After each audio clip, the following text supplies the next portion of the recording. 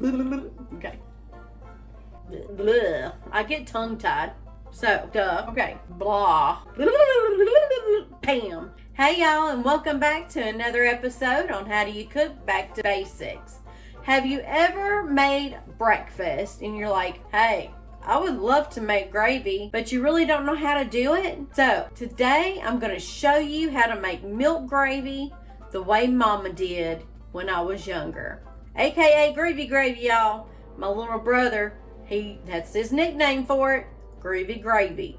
Sometimes we would eat it with just white bread, and it was so good.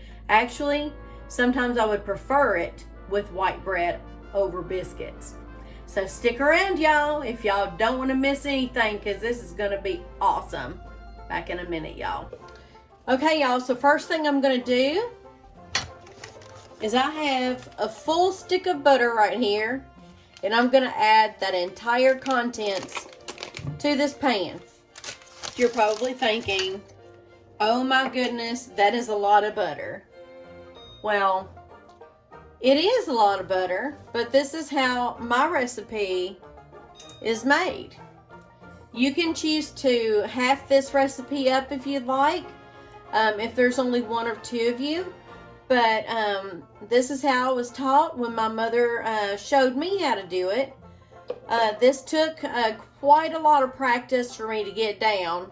So just follow along if you are interested in how I make milk gravy. So right now what we're doing is we're going to let this butter melt all the way through. While we're waiting on our butter to melt, I wanted to show you what I do to get my milk prepared. I do not use white milk. I use Carnation's evaporated milk. Right here. This is what I use. Now what you'll do is you will not open up the can first, but the first thing you need to do is shake this can really, really well before you open it up. And once you open it, you're going to pour it in a cup, just like that. Okay, so this is condensed evaporated milk. So what you need to do is add 1 can of evaporated milk to 1 can of water. All right, I got my water here, and I'm going to pour that into this cup. So you have a can of evaporated milk and a can of water. And now, so I'm going to turn my stove down a little bit because I feel like this is melting a little bit too fast. So I'm just going to stir. So I'm just going to stir this right now and get it ready. All right. So I'm just going to sit this over to the side because that's ready. This is actually a smaller pan. I usually use a bigger pan for this. So this is probably why it looks like it's way too much butter. Okay, so now that that's melted, I'm going to add 1/3 cup of flour.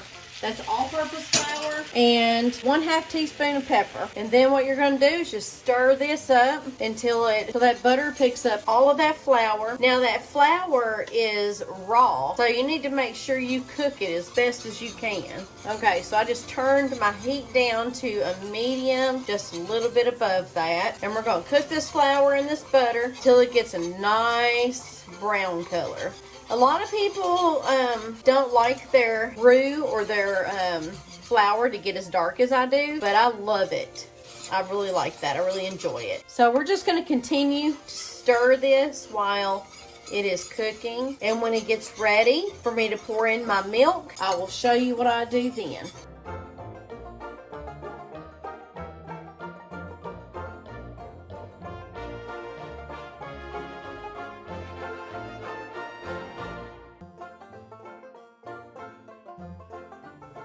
Okay, so as you can see, it's already starting to turn brown, which is good, but I'm not quite ready to add my milk yet. This is where a lot of people, as soon as your roux gets cooked a little bit, they go ahead and put in their milk. That is your preference.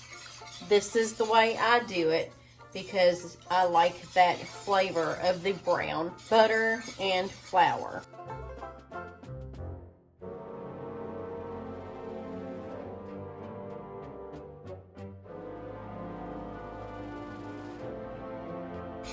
Okay, so now you can probably see a little bit of the steam where it's starting to smoke. That's what I like. Once it gets to that point, that's when I start adding my milk. And you'll want to continue stirring while your milk. I went ahead and added that entire cup of milk.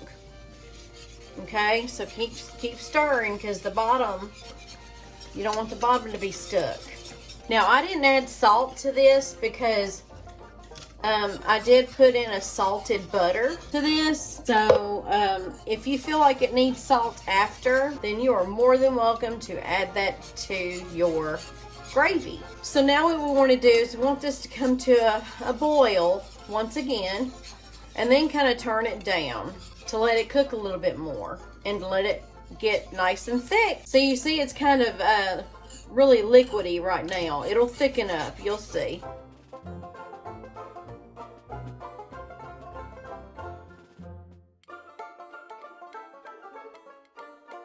But as you can see, it's nice and bubbling for me, and it's cooking good, and it's actually thickening up as it's boiling. Can you see that? Yeah, I think y'all can see that just fine. Apologies for the scraping on this pan with my whisk here. Apologies for that sound, y'all. All right, so I think we're perfect right now. I'm just gonna turn the heat off, turn the stove off, okay, and let this cool down just a little bit. And if I were you, I would let it sit for about five or so minutes and just let it thicken up a little bit more for you. Or you can go ahead and eat it as it is. That's up to you, your choice. Alright, so we're just going to let this sit for about a good 5 to 10 minutes, y'all. Once it gets ready, about 5 to 10 minutes, we'll come back and I'll show you what it looks like, okay? Okay, y'all, so this is what your gravy looks like after it's been sitting for about 5 minutes. Now, when it's been sitting, you'll see that that butter kind of trying to separate a little bit, but you just stir it all back up in there. And there you go. And there's your milk gravy, y'all. So delicious. And it is so good, y'all. I think you will enjoy it as much as I do. Thank you so much for watching me on this episode on How Do You Cook Back to Basics, and letting me share with you a classic recipe that my mama showed me how to make with milk gravy. If you like this video, please hit that thumbs up button, and do consider subscribing to this channel. And don't forget to hit that bell notification so you don't miss out on any of our upcoming recipes. All right, we'll talk to you later, guys. Bye-bye. Mwah.